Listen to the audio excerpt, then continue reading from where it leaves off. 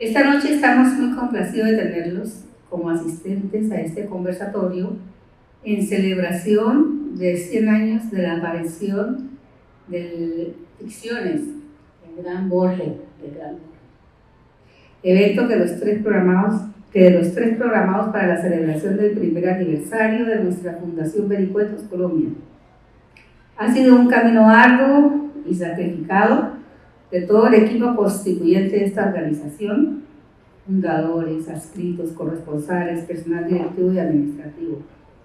Igualmente ha sido un inmenso valor nuestro presidente Ferarocha, nuestros escritores colaboradores, los artistas que han llenado nuestras galerías de la revista y por último nuestros fieles lectores a quienes nos debemos y quienes son la esencia de este maravilloso arte llamado literatura. Decía Mario Vargas Llosa que es preferible no pensar en el lector y solo después descubrir si has provocado entusiasmo o rechazo.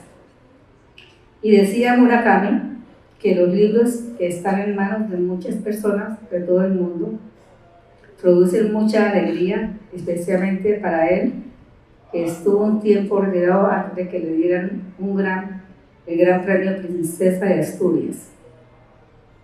Estas citas practicadas en el Consejo Editorial expresan nuestra convicción de que en el arte de la literatura nadie tiene la última palabra y que solo en el pensamiento de los lectores se sojuzga la profundidad de un escrito.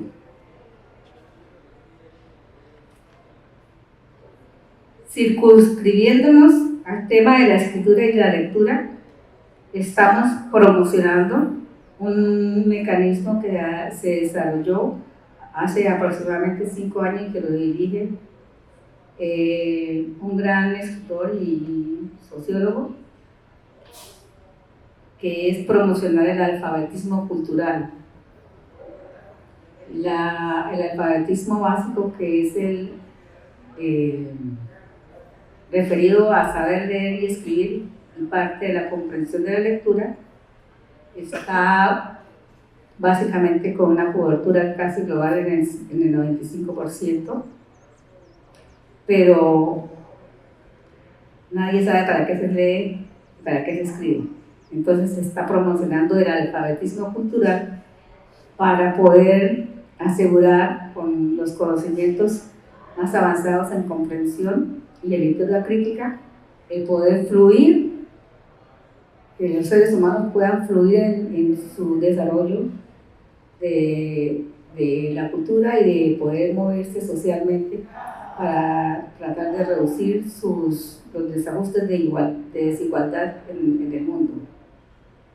Por eso es que nosotros estamos promocionando los conversatorios y promocionando otras actividades para ampliar la base de conocimiento que se tiene sobre literatura, sobre lectura crítica, sobre comprensión profunda de los escritos, para que los lectores puedan comparar como lectores a sus escritores, para que los escritores puedan medirse a sí mismos frente a otros escritores y frente a la realidad social.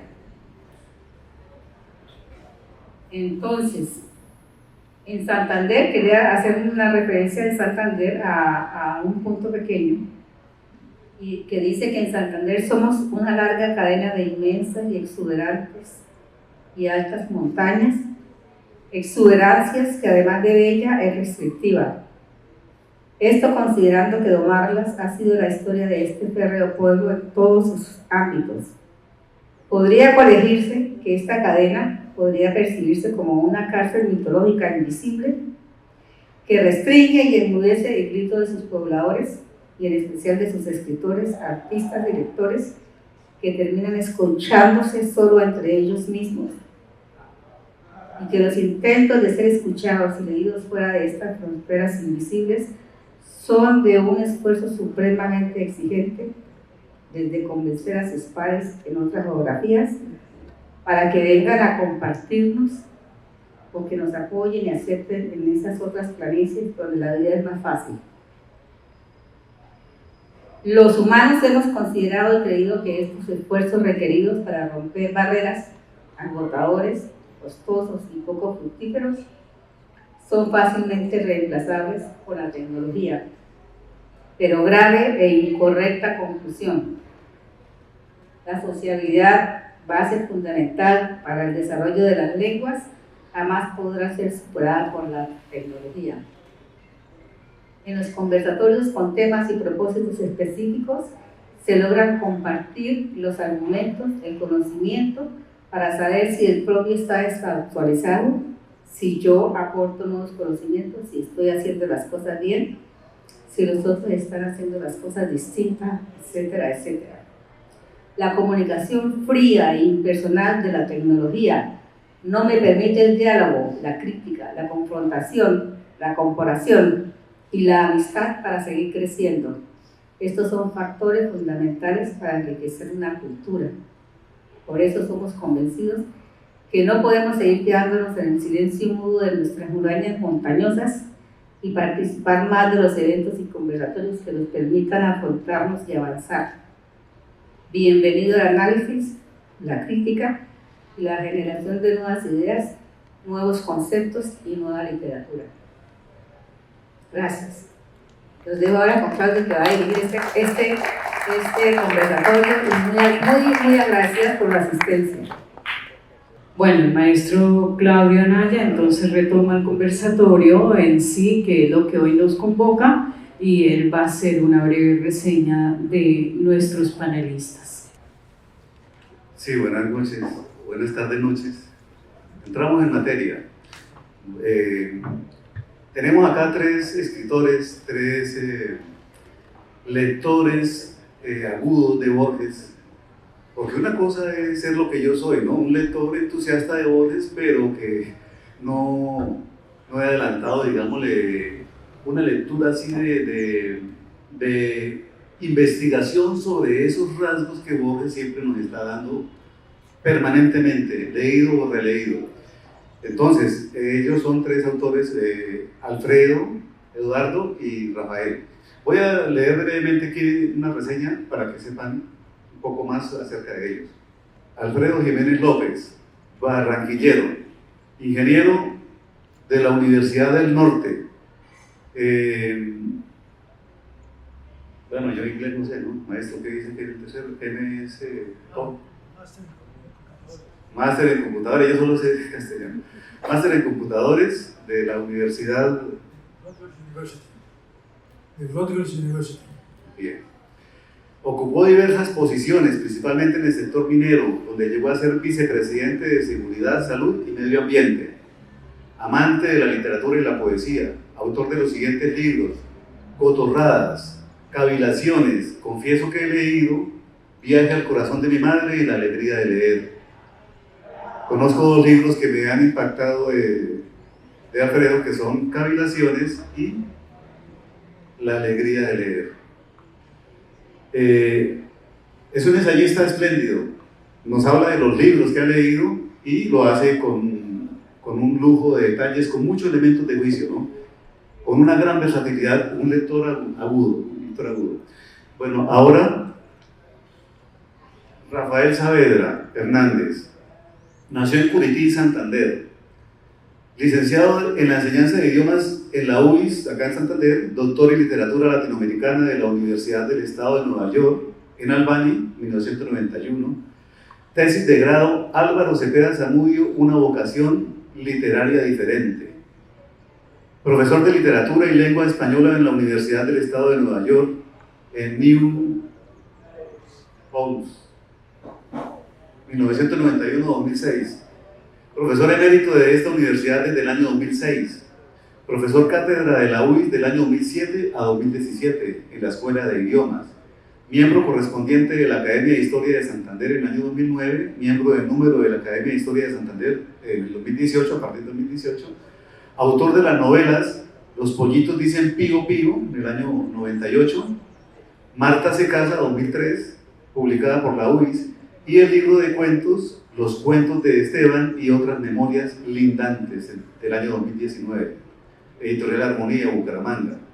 En el 2003 publica Mis versos impresión y producción Q3 Digital de Bucaramanga. Ha publicado cuentos, ensayos, discursos y poemas en diferentes revistas y periódicos en Colombia y en el exterior.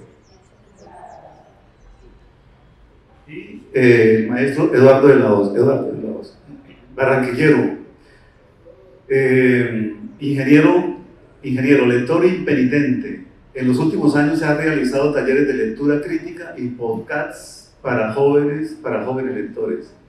Colaborador permanente de la Fundación Círculo Abierto y de la revista digital Contexto.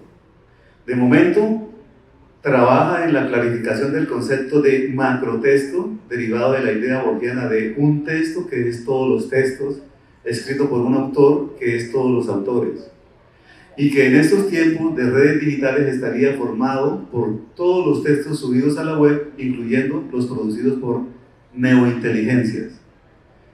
Textos recientes o publicaciones recientes, Gules y otras criaturas de la noche, Fundación Círculo Abierto, agosto de 2024. Singularidad tecnológica, Fundación Círculo Abierto, julio de 2024. A la hoguera, de brujas y conspiraciones y noticias falsas, Contexto, abril 2024.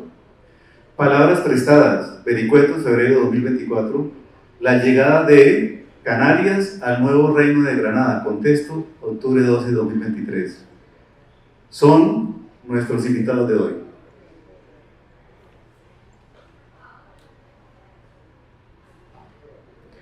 Bueno, los invitamos a una... ¿Ya llegaría Juliana? ¿No ha llegado? Bueno, abrimos el conversatorio y, iniciamos con el maestro Alfredo Jiménez. Maestro, gracias. Me complace mucho estar aquí. Quiero agradecerle a la Fundación Vericuetos esta invitación que me permite volver a esta linda ciudad de Bucaramanga años después de la primera vez que vine. Lo curioso es que la primera vez que vine, que fue hace infinidad de años, vine invitado por unos funcionarios y alumnos y profesores de la UIS para dictar una charla sobre computadores. Y hoy, años después, vengo a hablar sobre voces. Curiosa que es la vida, ¿no? Los cambios que dan. En esa época yo hablaba de computadores, ahora hablo de literatura.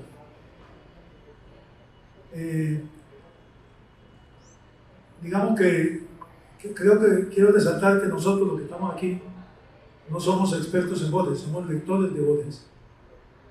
Y digamos lo que buscamos es generar el suficiente interés en las personas que no han leído voces para que se entusiasmen y lo lean. Porque Borges es un escritor del que se habla mucho, pero se lee muy poco. Y realmente vale la pena que no se lo pierdan, porque es un escritor nuestro, latinoamericano, que alcanzó mucha fama a nivel internacional, pero repito, todavía en nuestros propios países no es tan conocido como se debiera. Mi contribución a este conversatorio va a ser, yo voy a hablar en general sobre Borges, sus principios, su ceguera, su personalidad, detalles sobre su obra en general, su rol de lector, su vida sentimental, su situación política y su posición religiosa. Vamos a tratar de hacer todo eso en 18 minutos. Un poquito difícil, pero creo que lo lograremos. Borges nació en el año 1899 en Buenos Aires, y cuando tenía 15 años su familia viajó a Europa. Estuvieron 7 años en Europa y después regresaron a Buenos Aires, ciudad que él amaba con locura. Él decía que le gustaba tanto su ciudad que no le gustaba que a otros les gustara, porque él era un amante celoso. Así decía Borges. Su primer libro lo escribió en 1923, que se llamó Fervor de Buenos Aires. Y entiendo que Rafael nos va a hablar de ese libro más adelante. Cuando tenía 30 años ya empezó a tener problemas de visión. y en el año 1954 el oculista le dijo que iba a perder la vista del todo, y efectivamente perdió la vista en el año 1955, o sea, tenía 55, 56 años cuando quedó ciego del todo. Yo en la lectura, en las referencias que hacen sus poemas sobre la ceguera, uno puede detectar que no era algo que él recibiera con amargura. Era, digamos, yo pienso que aceptaba su ceguera en la medida que uno puede aceptar ser ciego, ¿no?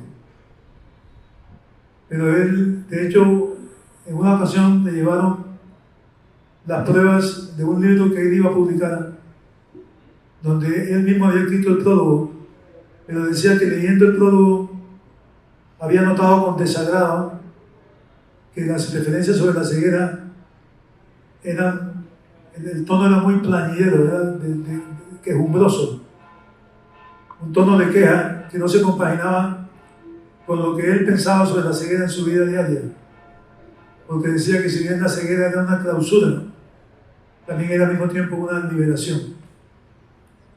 Cuando quedó ciego, era director de la Biblioteca Nacional de Buenos Aires. Imagínense un tipo que le gustaba tanto la literatura, los libros, que decía que él se imaginaba el paraíso como una biblioteca, porque así decía él.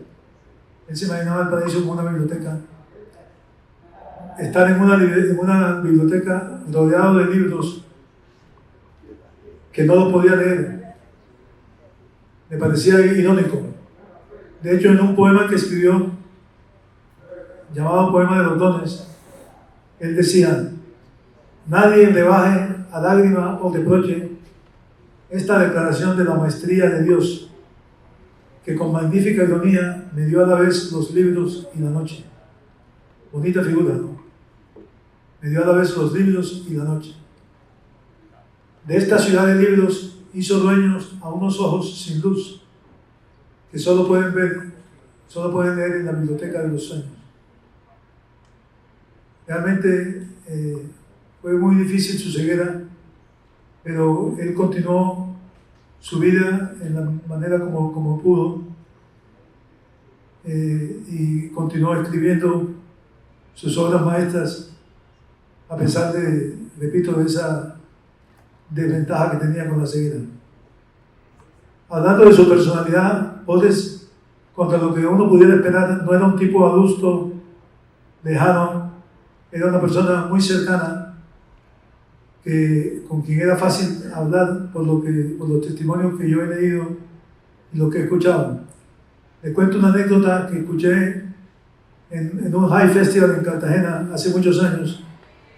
Un escritor argentino cuyo nombre no recuerdo contaba que cuando él era estudiante universitario, ellos decidieron hacer un congreso e invitar a Borges. Entonces él lo llamó por teléfono para cursarle la invitación, y Borges le dijo: venga, pásese mañana por mi casa y me cuenta. Y el tipo fue al otro día a la casa de Borges y le contó sobre el congreso. Pero él decía que se sintió tan cómodo, Borges lo hizo sentir tan cómodo, que al final no se resistió y le dijo: señor Borges, el cuento ese que usted escribió me parece que ha debido tener un final un poco diferente. Imagínense. Y Borges no se molestó, sino que le dijo: ah, usted también es escritor. Eso era parte de su personalidad.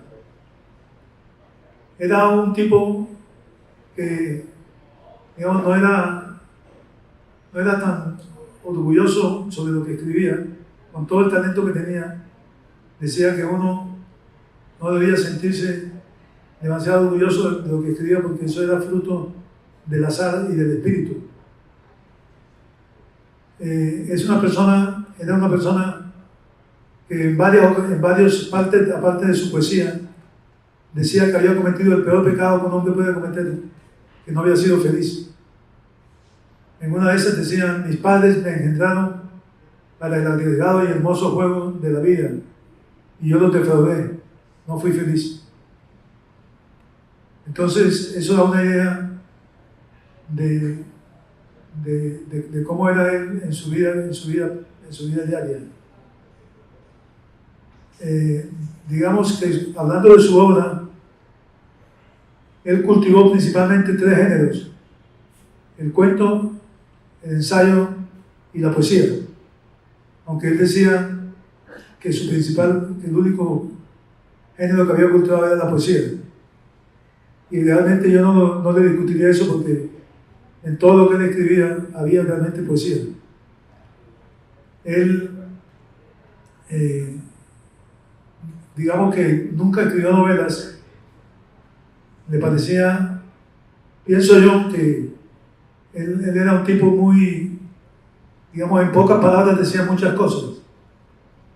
Casi que lo que él escribía no le sobraba nada. Y yo me imagino que él diría: ¿para qué escribir una novela de 300, 400 páginas cuando eso se puede decir en un cuento de 3 o 4 páginas? Entonces él no era un lector de novelas tampoco, era principalmente un lector de cuentos. Y le gustaba releer. Es un arte bien interesante. Yo personalmente no lo cultivo tanto como debiera, pero vale la pena. Él decía que su obra era muy difícil de clasificar. Él no creía en escuelas literarias ni en estéticas. Decía que la vida le había dado la oportunidad de aprender ciertas astucias, así era como hablaba, de ciertas astucias, como por ejemplo evitar los sinónimos, evitar los argentinismos, los neologismos, los hispanismos. Pero él decía que eso no constituía una escuela. También dijo que si lo presionaba mucho, diría que su poesía estaba influenciada por el modernismo. El modernismo, recuerden que era esa escuela literaria cuyo principal exponente fue Rubén Darío, el gran poeta nicaragüense. Pero entonces, repito, él no creía mucho en escuelas. Decía una frase que a mí me inquieta, decía: mi vida ha sido una imperdonable sucesión de mezquindades. Una palabra fuerte dicha por él mismo. Y ahora trato de que mi vida de escritor sea más digna. O sea, que él mismo se acusaba a sí mismo de escribir y en algunos casos ser una persona mezquina. Algo que yo encuentro difícil de aceptar, pero lo menciono porque él mismo lo dijo. En sus obras, él hablaba, por ejemplo, de un poema que a mí me gustó mucho, que se llama Límites. Es un poema escrito ya en el ocaso de su vida, cuando decía que ciertas cosas que le sucedían ya no le volverían a suceder. Ese poema, no lo voy a mencionar todo, pero le menciono un fragmento. Él decía: de esas calles que ahondan el poniente, una habrá, no sé cuál, que he recorrido ya por última vez. Si para todo hay término y hay tasa, y última vez y nunca más y olvido, ¿quién nos dirá de quién en esta casa, sin saberlo, nos hemos despedido? De lo alto de los libros, que una sombra trunca dilata por la vaga mesa, alguno habrá que no le demos nunca. Para siempre cerraste alguna puerta y hay un espejo que te espera en mano. Y ese poema, que repito, es bellísimo, termina diciendo: creo oír en el alba un rumor atareado de multitudes que se alejan. Son quienes me han querido y olvidado. Espacio, tiempo y voces ya me dejan. Entonces, quiero mencionar algunos fragmentos para que se lleve una idea de la poesía de él, que es algo que realmente vale la pena. Él, entre otras cosas, mi primer contacto con él fue a través de su prosa y a través de un libro que sacó el Círculo de Lectores en su tiempo, donde estaba toda la prosa de él. Yo empecé a leer ese libro y realmente me sentí abrumado por ese torrente de alusiones que hacía a poetas imaginarios, sagas por ahí irlandeses, con un nivel tal de detalle que uno le quedaba duda sobre su autenticidad. Recuerdo que mi hermano mayor me vio leyendo el libro de Borges y me dijo en tono de broma: ¿estás leyendo a Borges? Se me ha ido un mentiroso del carajo. pero era básicamente por la forma como él escribía. Después tuve acceso a su poesía y realmente fue una experiencia bien interesante.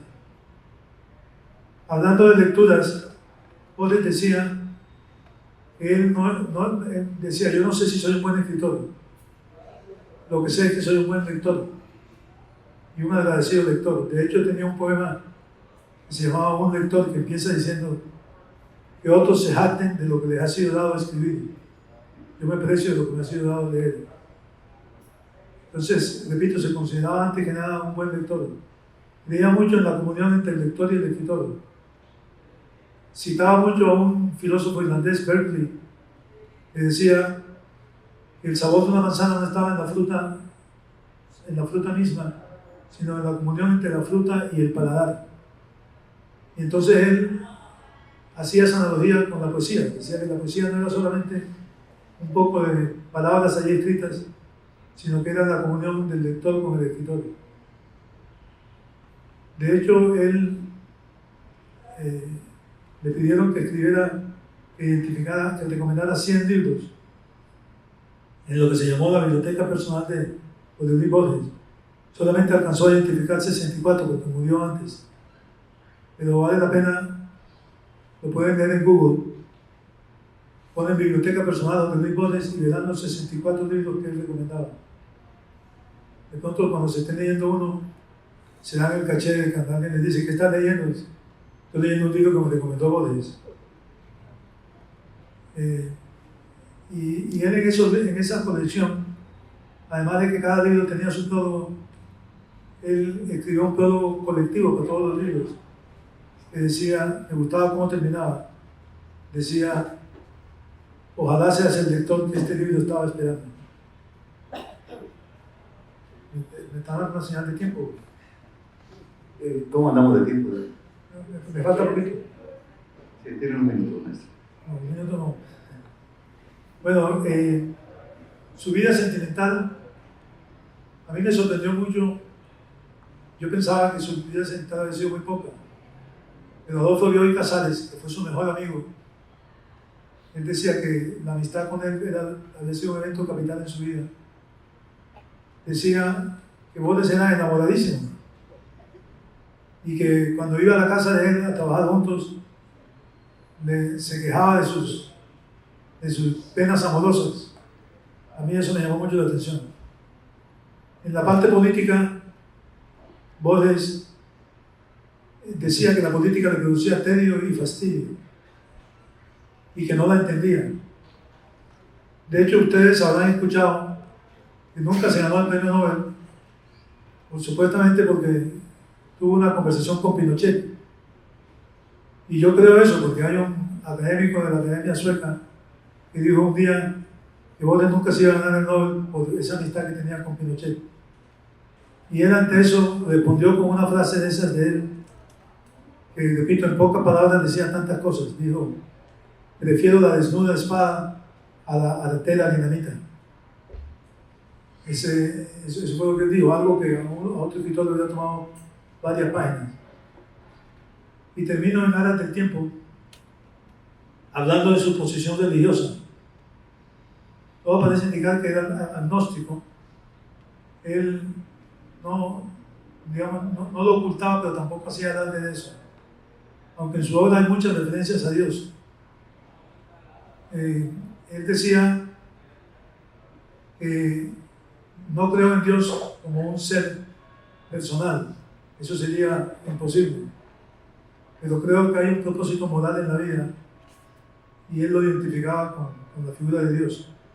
Su mamá era una persona muy católica y su mamá le preguntó un día, ¿es verdad que tú no crees en Dios? Y él le contestó, lo que pasa, madre, es que me parece que el cielo y el infierno son muy exagerados. Los actos de los hombres no van para tanto. Y de hecho tiene un poema que se llama El infierno, del infierno y del cielo, donde habla de su visión personal sobre ambos y sobre el juicio final. Entonces, él, cuando iba a morir, le dijo a María Kodama, su esposa, una estudiante argentina con de ascendencia japonesa, me dijo, no es imposible que haya vida después de esto, porque él había dicho que él no creía en la eternidad, pensaba que eso podía ser invento de los místicos, de los filósofos, pero cuando estaba muriéndose, le dijo a la esposa, de pronto no es imposible que haya vida más allá. Entonces ella, adivinando un poco lo que pasaba por su mente, le dijo, ¿quiere que le traiga un sacerdote? Y él le dijo, sí, pero me trae también un pastor, un sacerdote en homenaje a mi mamá y un pastor en homenaje a mi abuela, que era anglicana. Increíblemente los dos vinieron y los dos consideraron las honras fúnebres de Borges. Eso es algo que no es muy conocido, pero así sucedió. La mamá le hizo prometer que rezara una Ave María todas las noches, como si le estuviera dando un besito de buenas noches a ella. Y él le contó a un amigo que él cumplió con ese propósito. Termino simplemente recomendándoles otro poema, es el otro poema de los dones. Es bellísimo, yo nada más les digo un fragmento. Él dice, en el poema de los dos, en el otro poema de los dones, él dice, gracias le doy al divino laberinto de los efectos y las causas por la diversidad de criaturas que forman este singular universo, por el amor que nos hace ver a los otros como los ve la divinidad. Son unas frases bellísimas. Por el lenguaje que nos permite simular la sabiduría, por el olvido que nos ayuda a anular el recuerdo, por el sueño y la muerte, esas misteriosas formas del tiempo. Con esto termino. Si al final hay tiempo para hacer algunas preguntas o hacer algunas contribuciones, bienvenido. Sí, gracias. Al final hay un conversatorio con el público, tratamos de estimular siempre la conversación y la participación del público. Continuamos con el Rafael Saavedra. Muy buenas noches. Realmente me alegra estar aquí en la Casa Libro Total, me alegra estar acompañado por Alfredo y por Eduardo, por Claudio, por mucha gente que conozco en el público. Es para mí realmente gratificante. Debo iniciar diciendo que no soy un experto en Borges, ni siquiera un lector agudo de Borges, como lo dijo Claudio. Él es mentiroso. Sencillamente somos lectores y mi idea en este momento es también como la que expuso Alfredo, motivarlos a leer a Borges porque él intimida, porque él realmente, siendo tan grande como es, nos sentimos muy pequeños al abordarlo. Y realmente podemos empezar por algo.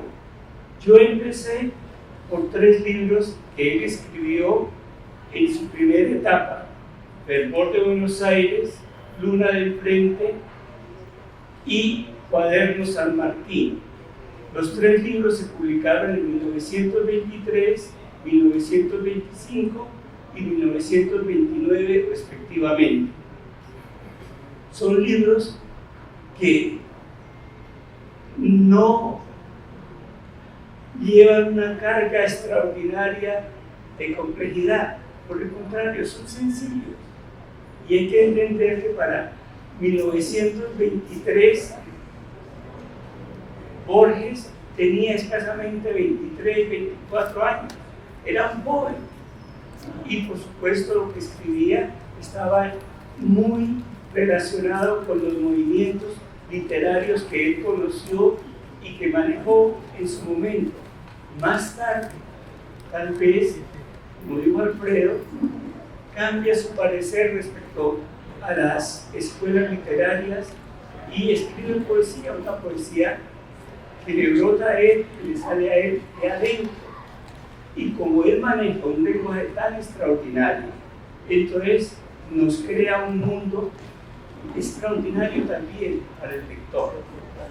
Me aproximo a las obras dentro de la teoría de la recepción. Esta teoría nos dice que nosotros, los lectores, somos quienes damos significado a los textos. Y esto ya nos alivia, porque me permite a mí leer como a mí se me dé la gana, como yo lo capto. Si lo capté bien, perfecto. Si lo capté mal, no pasa nada. Hice un esfuerzo, me aproximé a ello. Como Alfredo nos habló ya de su biografía, solamente menciono algún dato específico de esta. Por ejemplo, les recuerdo en 1914 viaja con su familia a Suiza porque su padre también sufría de ceguera, una ceguera que era hereditaria. Vivieron en Europa, sí, a consecuencia de la Primera Guerra Mundial, y eso les, de alguna manera les hizo retrasar el regreso. Cuando regresa en 1921, ya ha estado en Madrid y ha conocido otras personalidades, e incluso trae las ideas del ultraísmo. En 1923 publica Fervor de Buenos Aires. Yo me acerqué a este libro atrapado por la palabra fervor. Para nosotros significa ardentía, cariño. Maestro, sí, se me pide que por favor les un poquito más. Bueno, gracias. No quería ser tan fuerte. Bueno, entonces me aproximé al libro Fervor de Buenos Aires por la palabra fervor. Es una palabra fuerte, un sustantivo que nos hace entender que le tenía un inmenso cariño a la ciudad de Buenos Aires. Pero no es la ciudad de Buenos Aires que tenemos también en referencia a nosotros, la de los grandes rascacielos, las grandes avenidas, el subterráneo, las tiendas de moda, las personas elegantes. No, él se aproxima a Fervor de Buenos Aires a partir de aquello que se pierde, que se diluye, que está en el suburbio, y precisamente nos habla de las calles, nos habla de los cementerios, nos habla de una carnicería, nos habla de un grupo que está jugando cartas. Tiene tantas maneras de ver la ciudad, pero desde la óptica de una persona que rechaza de alguna manera el desarrollo, no lo moderno, el desarrollo. El primer poema de Fervor de Buenos Aires se titula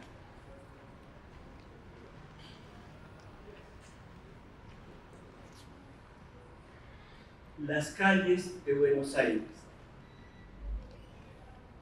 Ya no son mi entraña, no las ávidas calles, incómodas de turba y de ajetreo, sino las calles desgranadas del barrio, casi invisible de lo habituales, enternecidas de penumbra y ocaso, y aquellas más afuera, ajenas de árboles piadosos, donde austeras casitas apenas se aventuran, abrumadas por inmortales distancias, a perderse en la honda visión del cielo y de llanura. Posiblemente describe las calles o los límites externos de aquel barrio famoso, Palermo. Hoy en día Palermo es un sitio muy elegante, lleno de tiendas, lleno de restaurantes. No es ese el barrio que él recuerda. Es el barrio humilde, sencillo, de obreros.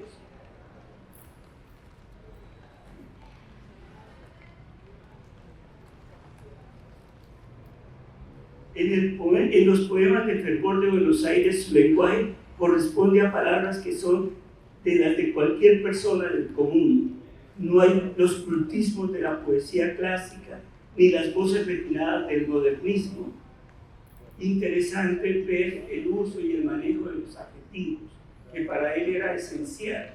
Y esto recordando a Horacio Quiroga, un adjetivo que no da vida, mata. El segundo poema del libro se llama La Recoleta. La Recoleta es un cementerio bastante especial en la ciudad de Buenos Aires. Nos lo describe así: convencidos de caducidad por tantas nobles certidumbres del polvo, nos devoramos y bajamos la voz entre las lentas filas de panteones, cuya retórica de sombra y mármol promete o prefigura la deseable dignidad de haber muerto.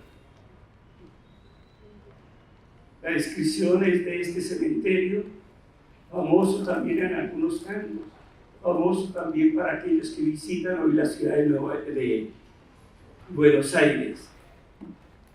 Una nota especial: él en este poema desea ser enterrado allí.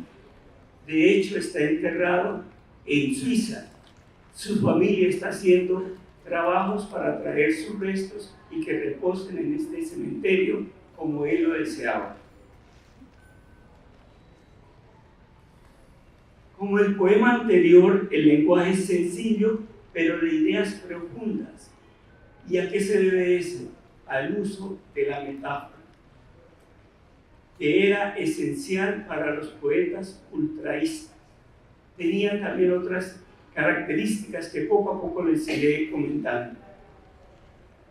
Miremos otro poema. Estoy leyendo solamente fragmentos para dar una idea del contenido. Afterglow, que significa resplandor crepuscular. Nos duele sostener esa luz tirante y distinta, esa alucinación que impone el espacio, el unánime miedo de la sombra, y que cesa de golpe cuando notamos su falsía, como cesan los sueños cuando el soñador advierte que duerme. Para resaltar, un hecho de los ultraístas fue usar palabras esdrújulas que eran prácticamente vedadas en la poesía clásica, por aquello de que recorta una sílaba o que le da una fuerza especial a palabras como esdrújula. Él las emplea no solamente en este poema, sino en otros. Resalto en esta parte la comparación que hace, como cesan los sueños cuando el soñador advierte que duerme, que nos deja pensando, reflexionando sobre su significado. ¿Quién duerme? ¿Quién despierta? En el poema Caminata, miren la hermosa manera como inicia y cómo se conecta con lo argentino. Olorosa como un mate curado, la noche acerca agrestes lejanías y despeja las calles que acompañan mi soledad, hechas de vago miedo y de largas líneas. Por supuesto, el mate es la bebida especial y si está curado, va a dar una deliciosa, un delicioso encanto para ellos, o para nosotros el café. Aquí dice muy bien, olorosa como un mate curado, la noche acerca agrestes lejanías y despeja las calles que acompañan mi soledad. En este instante el poeta se identifica con la soledad, con la pampa, con la apertura, la infinidad.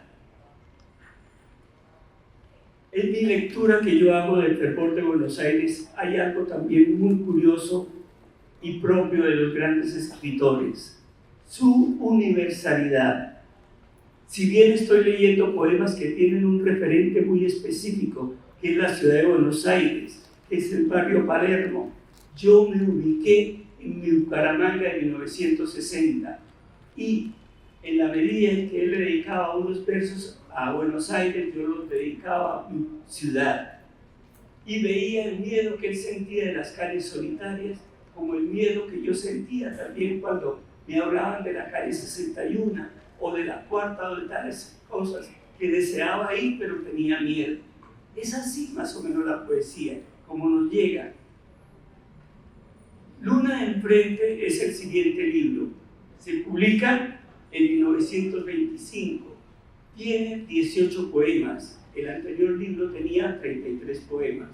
Solamente menciono algunos. Luna enfrente, para algunos críticos, la han relacionado con la ciudad de Montevideo, como reflejo, como espejo de la ciudad de Buenos Aires. Pero también Luna enfrente me lleva a discutir un tanto la palabra luna, no tomada en el sentido clásico, ni en el sentido romántico, sino la luna como espejo, ese espejo que nos muestra y que nos refleja. Pero si ese espejo lo quebramos, se multiplica. Es tal vez un poco los juegos que él hace con su poesía.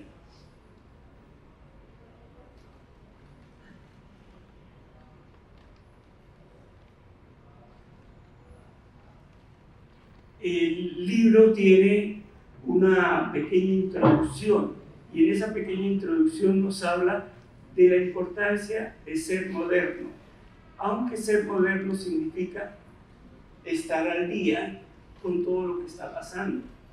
Y por eso tal vez él la emplea de esa manera. Un poema que he seleccionado es Al horizonte de un suburbio. Dice así: Pampa, yo diviso tu anchura que ahonda las afueras. Yo me estoy desangrando en tus ponientes. Pampa, con esa voz del agua que alzan los desplayados, así de tu silencio viene un silencio vasto que me desborda el pecho en cada calle. Pampa, yo te oigo en las tenazas guitarras sentenciosas, en los altos venteveos y en el ruido cansado de los carros de paso que vienen del verano. Es la descripción precisamente de un atardecer y donde curiosamente está utilizando versos pareados, son 2 versos y la introducción de la palabra pampa. Realmente observamos en estas estrofas el uso de metáforas e imágenes que se interconectan y se superponen, ofreciéndonos imágenes sugestivas y que a la par nos hacen reflexionar sobre la pampa y la voz poética que se identifica con ella. Montevideo, otro poema. Resbalo por tu tarde como el cansancio por la piedad de un declive. La noche nueva es como una bala sobre tus azoteas. Eres el Buenos Aires que tuvimos, el que en los años se alejó quietamente. Eres nuestra y fiestera como la estrella que duplican las aguas. Puerta falsa en el tiempo, tus calles miran al pasado más leve. Claror desde donde la mañana nos llega sobre las dulces aguas turbias. Antes de iluminar mi celosía, tu bajo sol bienaventura tus quintas, ciudad que se oye como un verso, callas con luz de paz. Poema bellísimo dedicado a la ciudad de Montevideo, pero que en la visión del poeta refleja una Buenos Aires que ya no existe y que él adquiere, que él ve allí en este Montevideo. El poema Montevideo, como claramente lo expresa el título, está dedicado a esta ciudad espejo de Buenos Aires, pero que le recuerda al yo poético una Buenos Aires anterior a la presente, aquella que se fue. Eres la Buenos Aires que tuvimos, el que en los años se alejó, quietamente. Algunos críticos han querido ver en este poema la razón del título, Luna del Frente, y es posible que así lo sea. Yo aprovecho el poema y lo dicho para hablar un tanto de la luna como elemento esencial dentro de la poesía ultraísta. Borges, mientras estuvo en España con los ultraístas, entendió que había que cambiar la poesía y presentar algo diferente, renovarla. Había que darle un nuevo valor a las palabras y la luna debía dejar la connotación clásica o romántica, la del cuerpo celeste que nos ilumina, reflejando la luz del sol, o aquella que acompaña a los dolidos héroes románticos, el plenilunio, espejos, y como espejo podían distanciarse o distorsionarse, alterar y cambiar lo presentado. Si un espejo se rompe, multiplica las imágenes o las distorsiona. De igual manera, las imágenes en los versos pueden ser distorsionadas. Por ello me permito llamar la atención en los dos primeros versos iniciales. Resbalo por tu tarde como el cansancio por la piedad de un declive.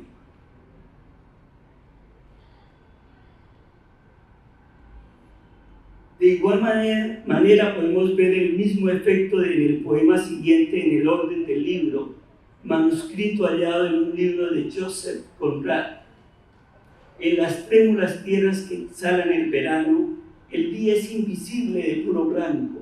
El día es una estría cruel en una celosía, un fulgor en las costas y una fiebre en el llano. Pero la antigua noche es honda como un jarro de agua cóncava. El agua se abre a infinitas huellas y en ociosas canoas de cara a las estrellas el hombre mide el vago tiempo con el cigarro. Cada poema realmente es extraordinario, solamente tenemos que dejarlo que llegue a nosotros, que nos apropiemos de él, porque nos dice mucho. Es cierto que está cantando a la ciudad de Buenos Aires, pero también en nuestra ciudad Bucaramanga o la Barranquilla o cualquier otra ciudad. Esa es la universalidad de Borges. Es interesante que en el último libro 4 de los poemas están dedicados a la muerte, especialmente a el cementerio La Recoleta en Buenos Aires. Y la razón fundamental, aquí yo me imagino, es precisamente la ciudad de Buenos Aires, como la ciudad de Montevideo, sufrieron las consecuencias de la epidemia que hubo a principios de siglo, muy parecida a la epidemia que nosotros sufrimos. Es decir, los versos que están allí dedicados a una Buenos Aires son aplicables a una Bucaramanga que pasamos por la misma experiencia.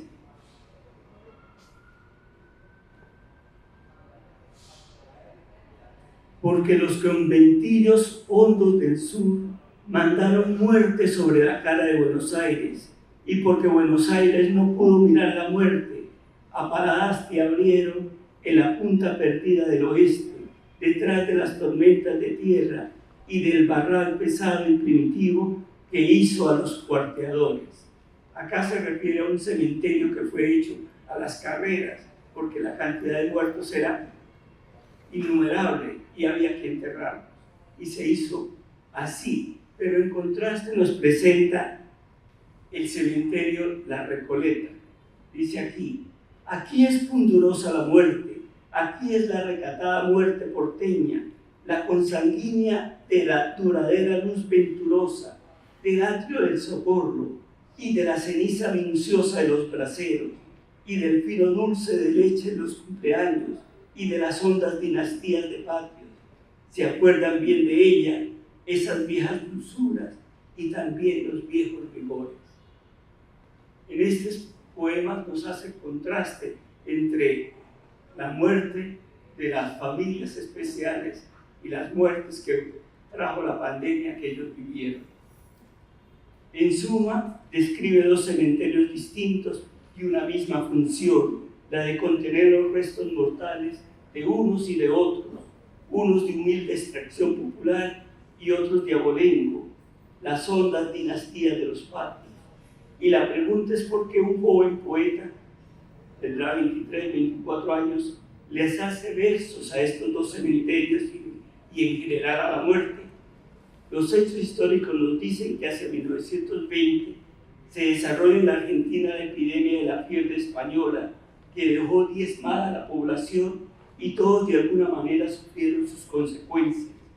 Curioso resulta que nosotros igualmente vivimos la epidemia del COVID-19 y esto nos ayuda a entender el contexto social de esa época en relación con las muertes que hubo. Y esta también es parte de la universalidad de los versos de Borges. Creo que mi tiempo está terminando. Sí, maestro, se pasó. Me pasé, bueno. Gracias por atenderme, Gracias. por escucharme.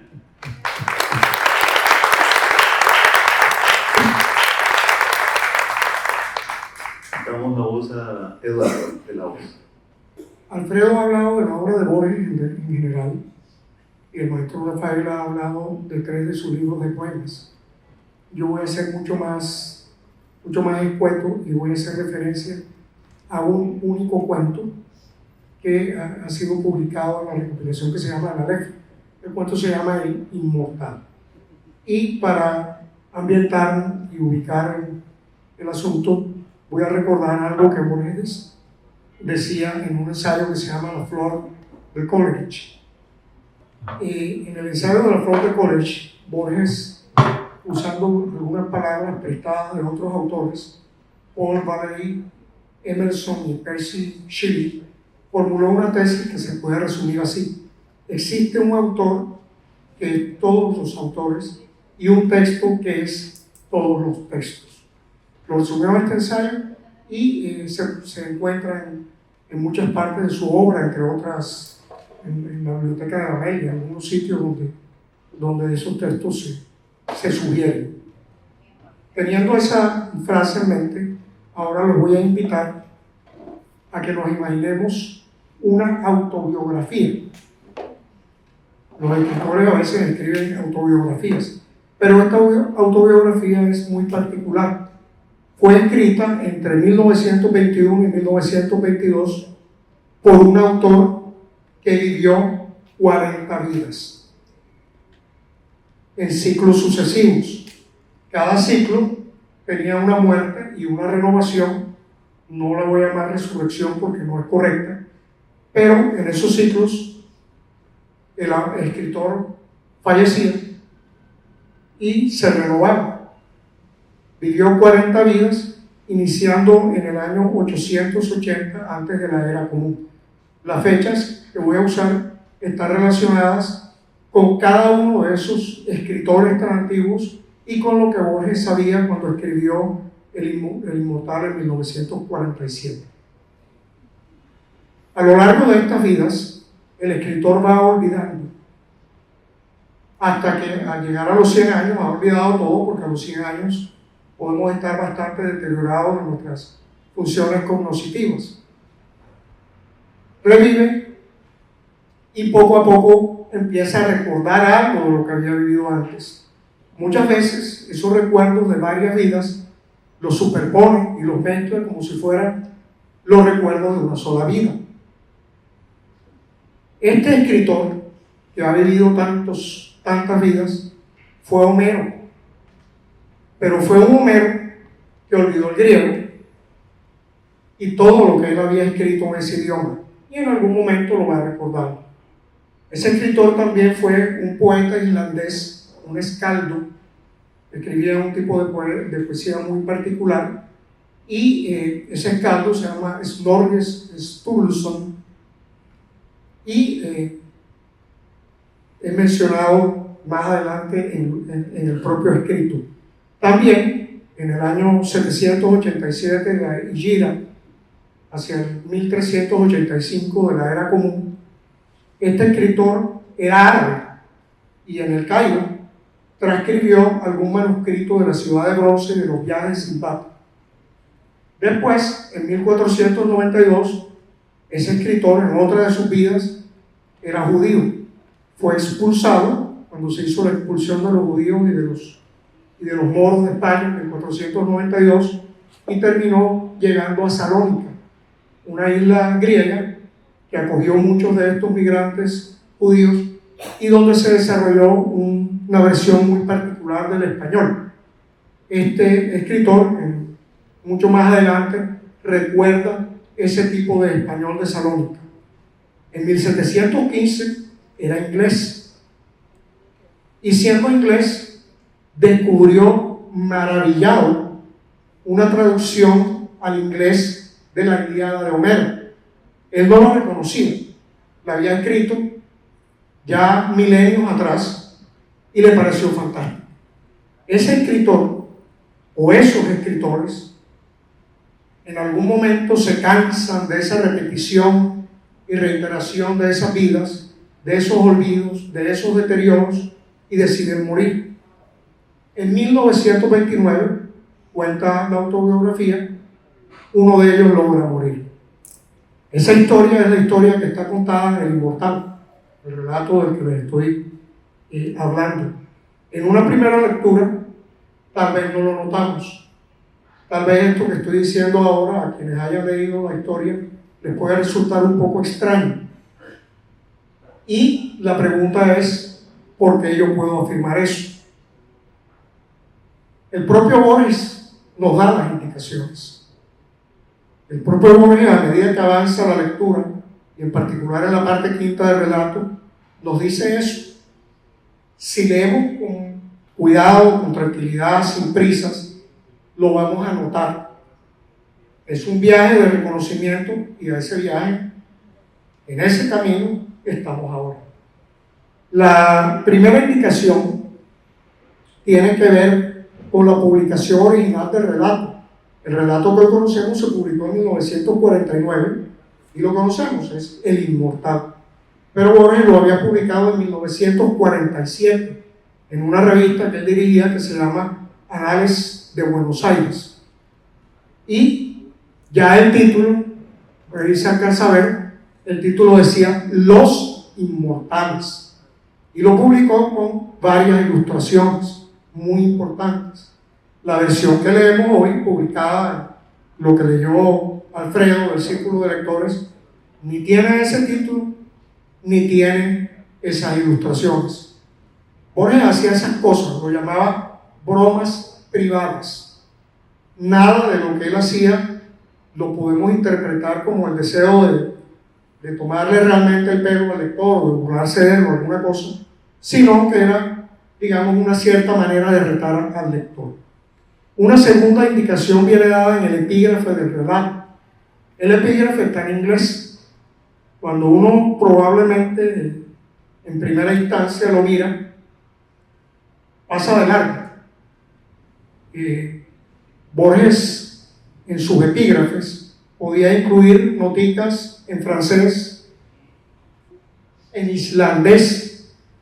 Es el epígrafe de un cuento que se llama Urrica, donde habla de sus amores, uno de sus últimos relatos, y uno los pasa por alto. Y ese epígrafe es la segunda indicación. Por su importancia, lo voy a leer completo. Lo voy a citar. Cita, traducido al español. Dice Salomón: nada hay nuevo bajo el sol. Así como Platón imaginaba que todo conocimiento era solo una remembranza, así Salomón pronunció su sentencia: toda cosa nueva no es más que algo olvidado. Allí Borges interrumpe el epígrafe y hace otra pequeña broma. No pone el resto del ensayo 58 de Francis Bacon, que es el autor de ese ensayo. El resto de la frase dice: de donde se puede concluir que el río Leteo corre por encima y por debajo del suelo. El río Leteo es fundamental porque en la cita de Bacon, citando a Platón, están hablando de los conocimientos innatos, de la epistemología innatista. Significa que cuando un alma muere, transmigra a un alma de su escogencia, y a medida que va viviendo esa nueva vida, va recordando, pero recuerda lo que ya conocía. Y a veces adquiere algunos conocimientos nuevos. Para que eso se dé, se necesita que exista un mecanismo que permita que esa alma viva de nuevo. Es la transmigración de almas que se realiza en el río Leteo, de acuerdo a lo que Platón escribió en el libro 10 de la República, en la narrativa de él. Por temas de tiempo no voy a citar completo eso, pero se la resumí básicamente indicando que es beber de un río del olvido. Pero como el río Leteo corre por arriba y por debajo, habrá un río que no te da olvido, sino que te da vida prolongada. Esa es la búsqueda que se da en el inmortal. Por eso la referencia al río Leteo, olvidada, entre comillas, por Borges, termina por ser fundamental. Una tercera indicación, algunos habrán leído el relato, la recordarán, se menciona en una especie de prólogo a un señor que se llama Joseph Cartaphilus, y menciona la Ilíada de Pope, no la Ilíada de Homero, la Ilíada de Pope. Cartaphilus se describe como un anciano políglota, y en el relato del inmortal nos dice que Cartaphilus había nacido en Esmirna, que falleció mientras hacía un viaje por mar de regreso a su ciudad natal, y que fue enterrado en la isla de Ios. ¿Quién es Cartaphilus? Cartaphilus es uno de los nombres con que conocemos a un inmortal. Es el judío errante. Se menciona en muchas tradiciones de origen cristiano, el cristianismo primitivo, y aparece incluso en 100 años de soledad por ahí dando vueltas en alguna parte. Sabemos de su vida desde 1223, y luego en 1228 Roger Wendover nos dice qué pasaba con Cartaphilus.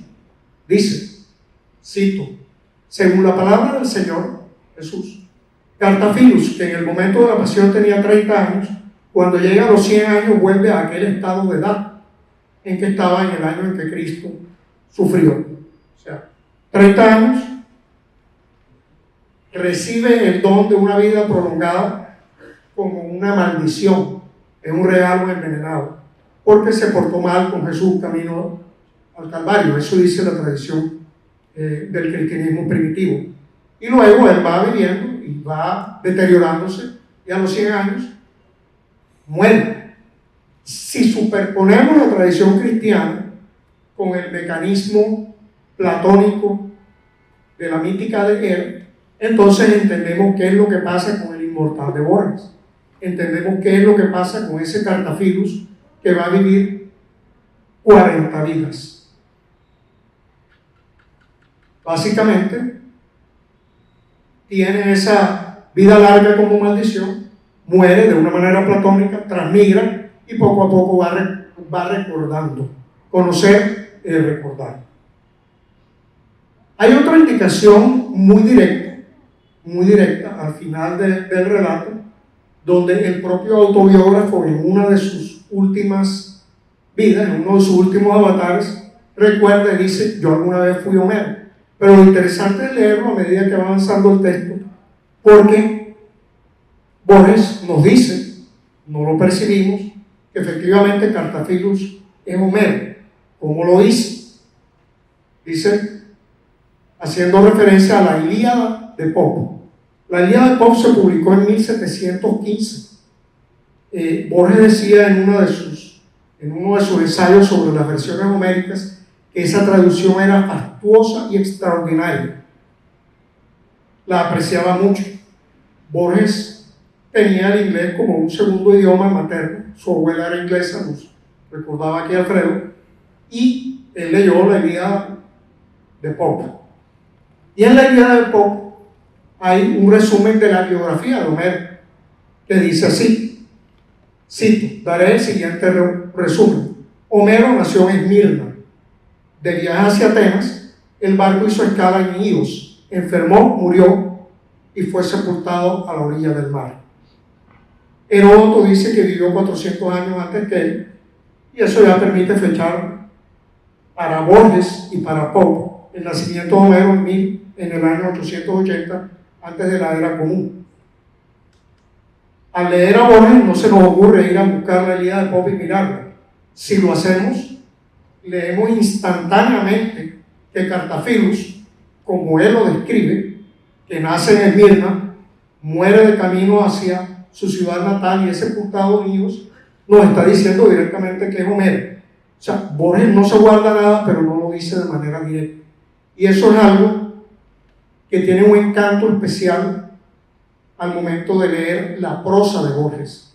La prosa de Borges es una inmensa adivinanza y un inmenso acertijo muy agradable para quienes nos gustan los acertijos y las adivinanzas. Ahora, teniendo esas fechas básicas, nos tendríamos que preguntar, porque esto podría ser una especulación, ¿cuántas transmigraciones de almas a cuartos cuerpos y en quiénes revivió Cartaphilus en el año 33, que es el año tradicional en que se fecha la muerte de Jesús y por tanto la maldición, hasta el año 1929 en que Cartaphilus muere?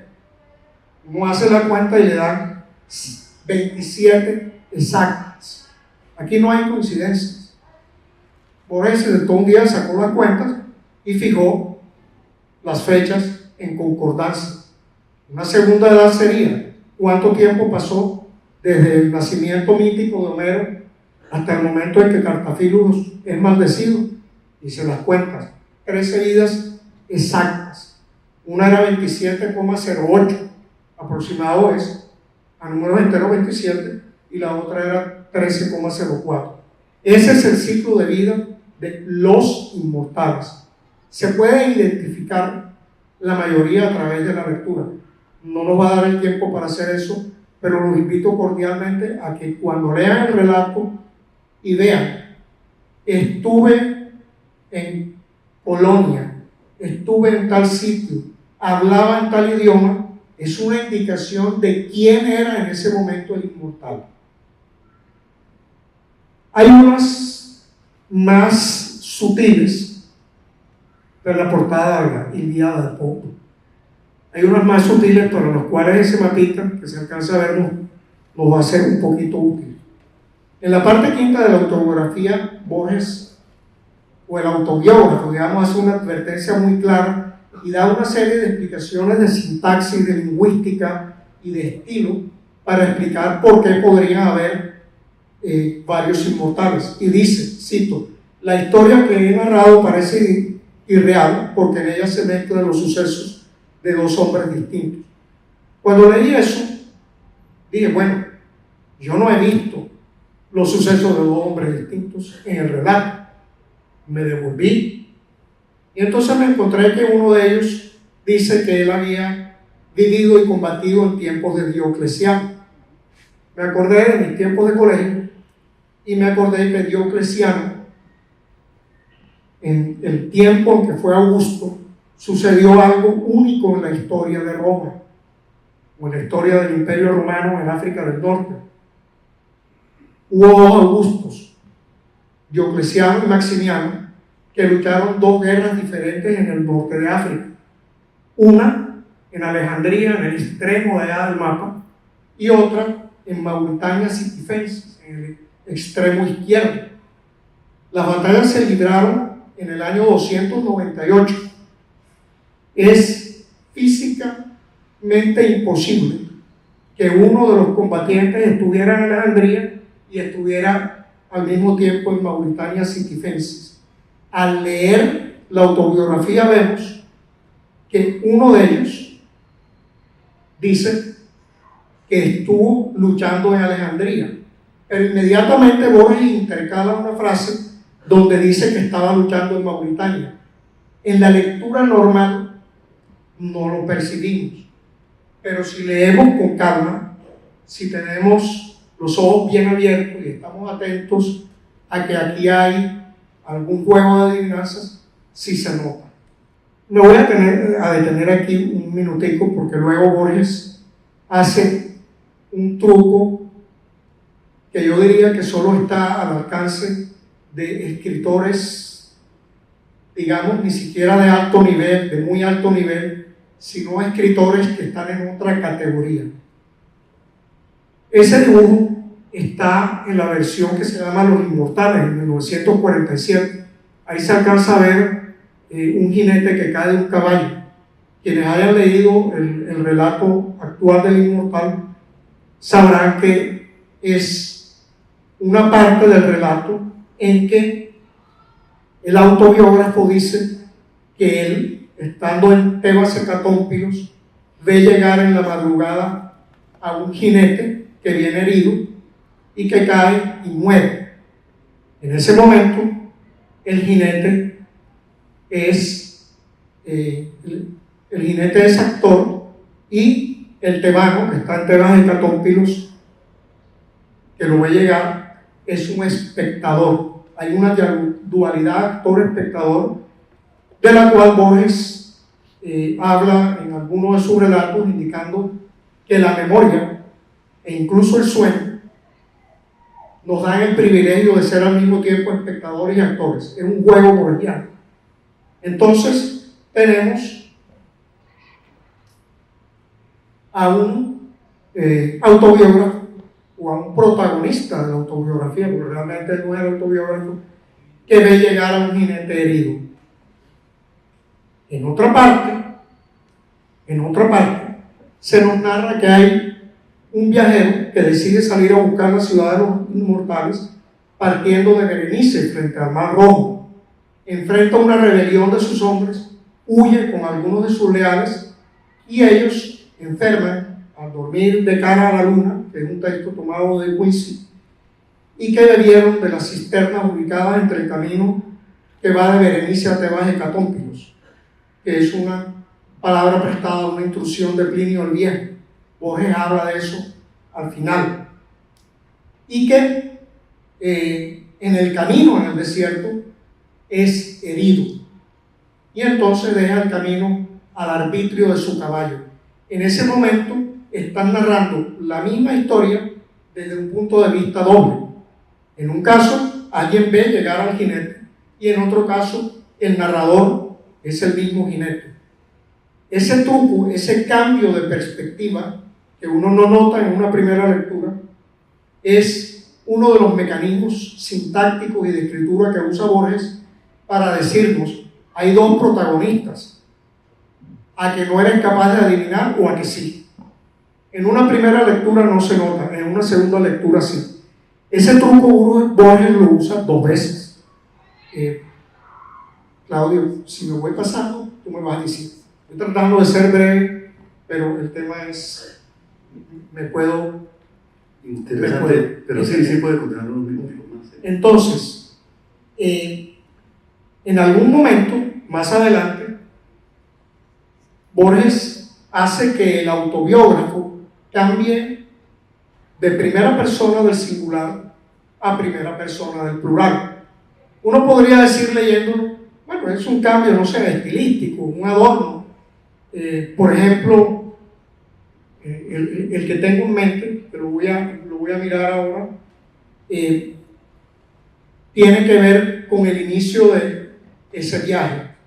Y dice que el procónsul de Getulia, que también es una broma, el procónsul de Getulia me dio unas personas para salir a buscar la ciudad de los inmortales. Hablan de primera persona del singular. En ese momento, el autobiógrafo en 1921 está recordando los hechos de una sola persona, pero casi enseguida la frase siguiente dice: partimos de Arsinoe. Es plural. Eso me hizo pensar que habría varios protagonistas que están partiendo de varias Arsinoes en lugares diferentes. Como Borges indica que él tomó palabras prestadas de Plinio, hay 2 Arsinoes. Una Arsinoe en la boca de la entrada del canal del Suez, y una Arsinoe en pleno frente del mar, en pleno frente, más hacia allá se ve a la izquierda de Alejandría.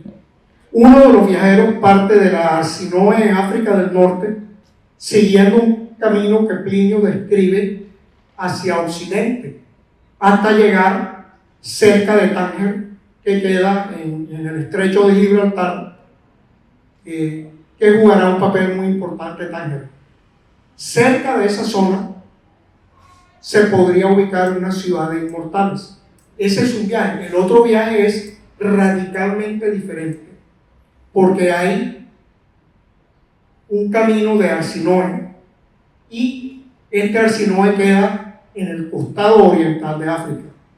Borges hace referencia explícita al capítulo 5 de Plinio, y si uno se toma la curiosidad de ir a buscar el capítulo 5 de Plinio, uno encuentra perfectamente definido ese camino, encuentra dónde están las cisternas para tomar agua, donde la gente se podía beber el agua envenenada de la cisterna, como dice en el relato.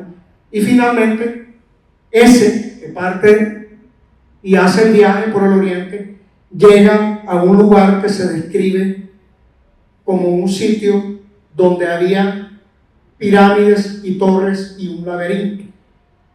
Esas pirámides, torres y laberintos están descritas por Plinio, quedan en el lago de Moeris, ahí está arribita destacado, queda en el borde del Nilo.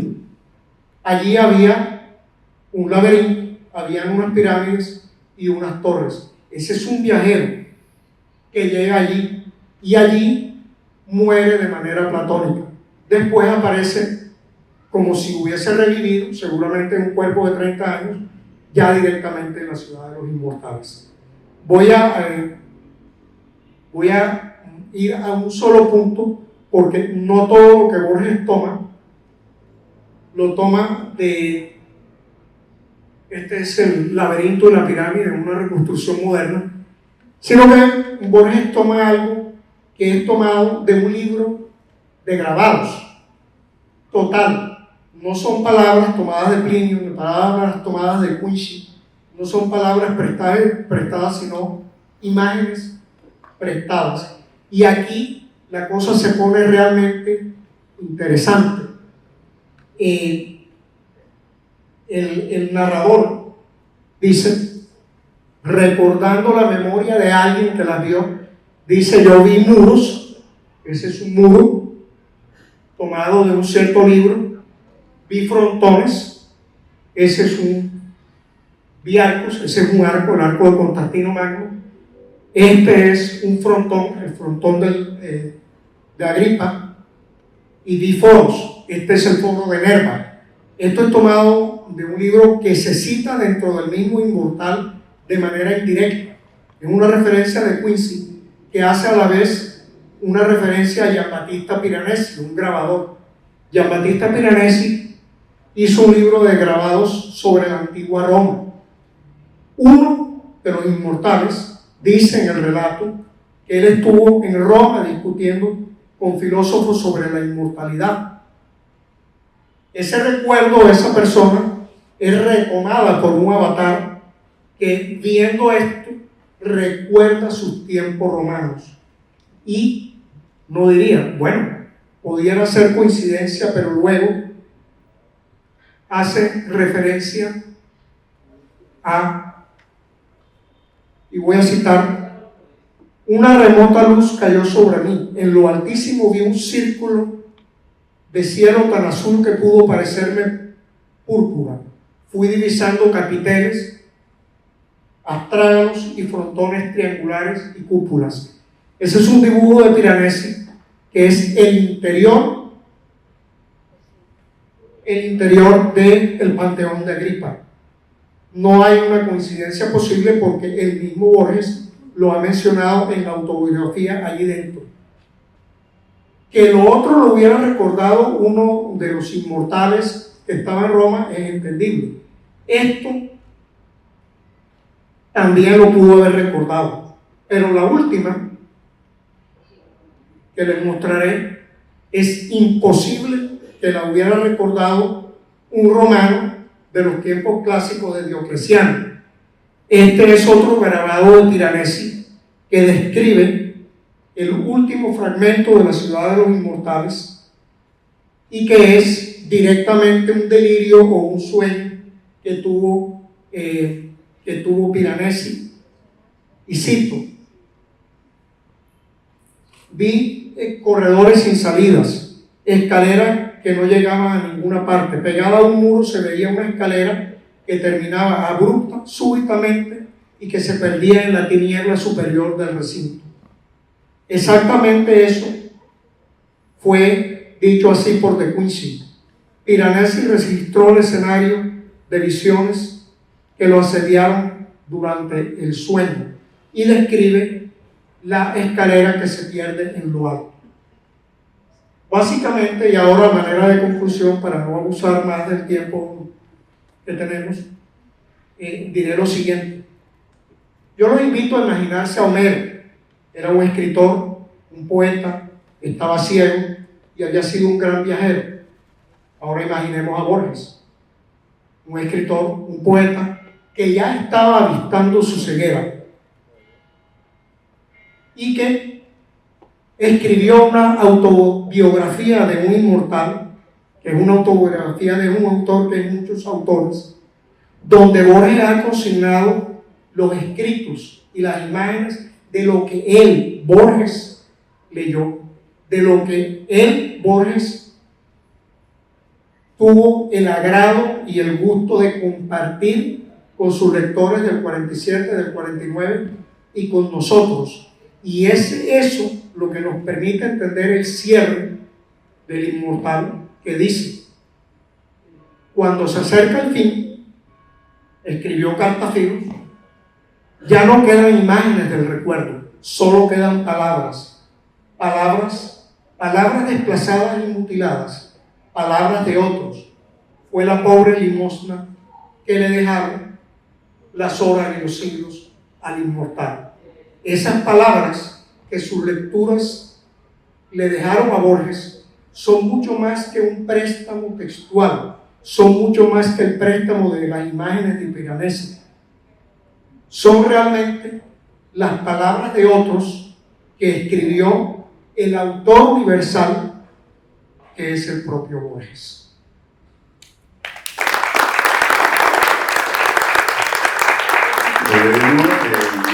Muchas gracias.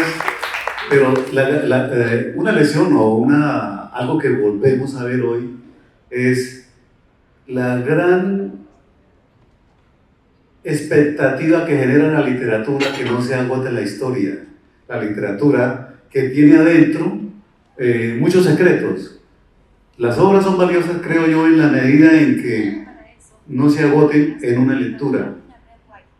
Así que no se agoten en una lectura y que siempre nos estén revelando cosas nuevas. Ese es también el mérito de nuestros invitados de esta noche, que nos ofrecen, como les dije al principio, y no soy tan mentiroso, Rafael, nos dicen una visión nueva, muy particular o muy singular de lo que ha sido la lectura de ellos sobre el autor. Nos enriquece y nos deja digamos que esa herencia o ese regalo más bien, ¿no? Bueno, el tiempo se agotó, no hay espacio para el conversatorio, pero tenemos algo delicioso que son nuestras cantantes de esta noche nuevamente. ¿Alfredo quiere decir algo? Yo quiero leerles un corto poema sobre Borges. Odiaba las guerras, decía que toda guerra era un crimen. Y la guerra de las Malvinas, él dijo que era como el conflicto entre dos calvos por una peinilla. Y escribió dos poemas que voy a leer uno solo, que se llama Milonga del Muerto. Dice: lo sacaron del cuartel, le pusieron en las manos las armas y lo mandaron a morir con sus hermanos. Se obró con suma prudencia, se habló de un modo prolijo, les entregaron un tiempo el rifle y el crucifijo. Oyó las vanas arencas de los vanos generales, oyó vivas, oyó mueras y el clamor de la gente. Él solo quería saber si era o no era valiente. Lo supo en el momento en que le entraba la herida. Se dijo: no tuve miedo cuando lo dejó la vida. Bueno, dos preguntas al que hace primero la mano. Gabriela Ayala. Hay una figura retórica que es la duplicidad de los significados y la unidad de esos contrarios, que es el oxímoron, muy reconocida pues en Borges. ¿Qué tanto se nota esto en su prosa y qué tanto en su poesía? ¿Para quién va dirigida la pregunta? Para cualquiera, todos me parece que son expertos. Yo creo que no me he fijado en ese detalle, que si se da más en la narrativa, porque lo permite. La poesía tiene sus límites y por lo tanto yo no lo que leí en estos primeros 3 libros de él no lo capté, pero aprovecho para decirle que leer estos 3 libros, Fervor de Buenos Aires, Luna de Enfrente y Cuaderno San Martín, es la oportunidad de entrar en los juegos que él ya comienza desde esa etapa y que van a ser su distintivo. Juegos lingüísticos, juegos donde nos extravía como parte de la técnica. Gracias. No sé si quieran complementar. Yo añado un comentario breve. En el Aleph, en la narración del Aleph, Borges muestra la figura de alguien que él amaba, Beatriz Viterbo, y básicamente la describe y dice: si el oxímoron me fuera permitido, había en su andar tal y tal cosa. Él usaba mucho. Ahora, la contraposición de contrarios es una esencia ética de la narrativa del inmortal, total. Y en un relato que se llama Los Rehenes, o algo así, hay un uso completamente claro de esa contraposición entre contrarios. O sea, él jugaba mucho con eso en su prosa, que es lo que yo levemente conozco. La poesía no la conozco. Bien. Emer, por favor. Gracias por darme la palabra.